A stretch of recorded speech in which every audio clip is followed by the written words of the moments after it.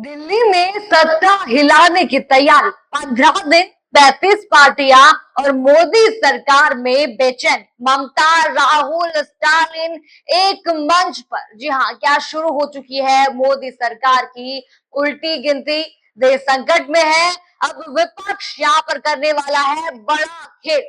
दर्शकों, देश में बेरोजगारी है, पेपर लीक है, महंगाई है, आर्थिक संकट अपने चरम पर है और कई ऐसे मुद्दे जो हैं अभी चल रहे हैं। लेकिन सत्ता में बैठे लोग अभी भी सिर्फ इवेंट कर रहे हैं, प्रचार कर रहे हैं और मेलोडी की राजनीति में जो है व्यस्त है। युवा सड़क पर है, नौकरियां यहाँ हमारे देश से गायब है, पेट्रोल डीजल रोज जो है वो महंगा हो रहा है और सरकार यहाँ पर ये कह रही है कि सब कुछ कंट्रोल में है, सब कुछ सही है। लेकिन अब खबर यहाँ पर आ रही है कि विपक्ष ने भी ये तय कर लिया है कि अगर अब नहीं जागे तो फिर कभी नहीं।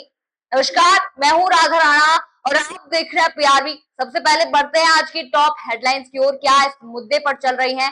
पहली आप हेडलाइन यहाँ पर देखिए, मैं चुप नहीं बैठूंगी। ममता बनर्जी ने बंगाल में हार के बाद बता दिया अपना इंडिया गठबंधन प्लान। अगला आप देखिए हेडलाइन यहाँ पर देखिए, इंडिया गठबंधन के संयोजक के लिए स्टालिन सबसे उपयुक्त। अगला हेडलाइन आप यहाँ पर देखिए, इंडिया गठबंधन फिर होगा एकजुट, राहुल गांधी ममता बनर्जी नहीं, ये संभालेंगे विपक्ष की कमान। अगली आप हेडलाइन यहाँ पर देखिए, बंगाल में करारी हार के बाद ममता बनर्जी को आई इंडिया ब्लॉक याद, क्या डीएमके देगा साथ। तो आपने देखिए टॉप हेडलाइंस, काफी ये मुद्दा अब जो है तूल यहाँ पर पकड़ता नजर आ रहा है। अब जरा समझिए मामला कितना बड़ा होता यहाँ पर जा रहा है। एक तरफ देश में युवा गुस्से में है, दूसरी तरफ विपक्ष पर दबाव ये है कि अब सिर्फ ट्वीट और प्रेस कॉन्फ्रेंस से काम यहाँ पर नहीं चलेगा।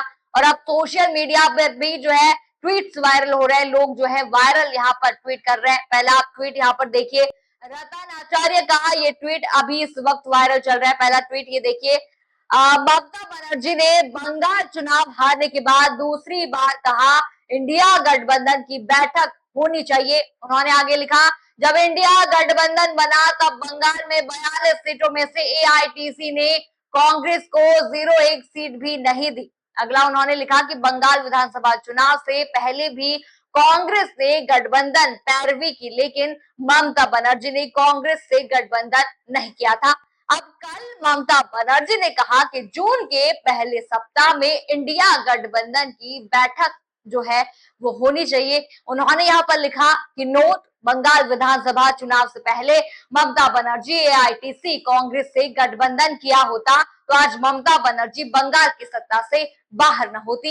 ये यहाँ पर ट्वीट इस वक्त का बड़ा चल रहा है। यानी अब विपक्ष के अंदर भी ये चर्चा यहाँ पर तेज है कि अगर पहले ही एकजुटता यहाँ पर दिखाई जाती तो तस्वीर कुछ और यहाँ पर हो सकती थी। अगला ट्वीट यहाँ पर दिनेश पुरोहित का, ये ट्वीट आप देख लीजिए। उन्होंने लिखा है कि कांग्रेस हाईकमान अब उस नेता पर भरोसा जताने के लिए तैयार दिख रहा है जो हर मुश्किल दौर में पार्टी के साथ मजबूती से खड़ा रहा। उन्होंने हर राजनीतिक लड़ाई फ्रंट फुट पर लड़कर दिखाई है। जब पार्टी को नेतृत्व की जरूरत थी वो दीवार बनकर खड़े रहे। जब संगठन को दोबारा खड़ा करने की चुनौती थी उन्होंने परिणाम देकर दिखाया। आगे भी उन्होंने लिखा कि जब कार्यकर्ताओं को हौसले की जरूरत थी उन्होंने पूरे कर्नाटक में संगठन और कैडर को एकजुट रखा। और आगे भी उन्होंने लिखा कि कांग्रेस के कठिन दौर में पार्टी की रक्षा करने के लिए जो है कर्नाटक में कांग्रेस की सत्ता वापसी में बड़ी भूमिका निभाने तक डीके शिव कुमार ने बार बार साबित ये किया है कि वे सिर्फ एक रणनीतिकार यहाँ पर नहीं है, वो जमीनी जनाधार वाले ऐसे नेता हैं जिनकी संगठनात्मक क्षमता का कोई भी मुकाबला यहाँ पर नहीं है। ये सिर्फ एक राजनीतिक फैसला यहाँ पर नहीं होगा बल्कि पार्टी और उसकी विचारधारा के लिए वर्षों के त्याग, समर्पण, अनुशासन और मेहनत का सम्मान होगा। उन्होंने आगे भी यहाँ पर लिखा है, जी हाँ, उन्होंने लिखा कर्नाटक ऐसे नेतृत्व का हकदार है जो शासन और जमीनी राजनीति दोनों को समझाता है या समझ हो। आगे उन्होंने लिखा कि डीके शिव कुमार ने साबित किया है कि वो दोनों में सक्षम है। यानी कि कांग्रेस अब उन नेताओं पर दांव यहाँ पर लगाने की तैयारी में है जो जमीन पर लड़ाई लड़ सकता है। आपने वायरल ट्वीट देखिए, काफी ये मुद्दा अब गर्मा गया है। अब चलिए मैं आपको पूरा मामला क्या है वो बताती हूँ। मामला क्या है दर्शकों, देश की राजनीति में एक बार फिर से बड़ा तूफान यहाँ पर उठता दिख रहा है। जी हाँ, खबर यहाँ पर यह है कि अगले 15 दिनों के अंदर विपक्षी इंडिया गठबंधन की एक बड़ी बैठक दिल्ली में जो है वो हो सकती है, जिसमें राहुल गांधी होंगे, ममता बनर्जी होंगे, एमके स्टालिन होंगे। इनके समेत जो है करीब 35 दलों का एक मंच पर लाने की तैयारी या पूरी कोशिश यहाँ पर होगी। और कहा यहाँ पर ये जा रहा है कि इस बैठक का एजेंडा सिर्फ चुनाव नहीं बल्कि मोदी सरकार को हर मोर्चे पर घेरना यहाँ पर होगा।